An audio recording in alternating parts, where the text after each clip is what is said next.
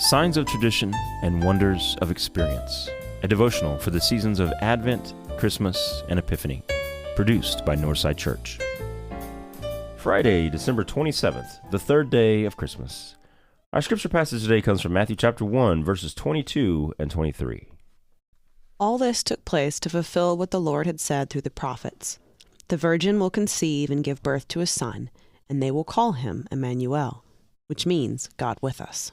How do you make sense of something that is totally and radically new? I remember when I was a kid, Coca-Cola introduced something new, something that was going to change the world and put an end to the cola wars forever. New Coke, or Coke 2, as it came to be known. The marketing for New Coke was exhaustive, claiming that there's never been a better taste, and there's never been a better Coke. And my personal favorite, introducing the greatest taste discovery in 100 years. Not only did Coca-Cola introduce this new formula and taste to the world, they discontinued the old one, confident as they were that the public would love New Coke, and more importantly, that it would win the blind taste test of the Pepsi Challenge. Some of you are old enough to know what happened next. For those of you who aren't, the fact that you've probably never heard of New Coke should give you a clue. It turns out that when folks experienced this new taste, it wasn't Pepsi they compared it to, but rather to the old Coca-Cola instead. Pressed to make sense of this new experience, they turned to the traditional. And with that lens of tradition, it was clear. New Coke was awful. 3 months later, they brought back the old formula and rebranded it as Coca-Cola Classic.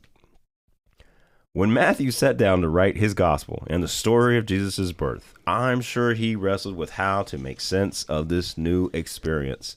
And so Matthew, even more so than the other gospel writers, reached back into his tradition as a way to understand what had just happened.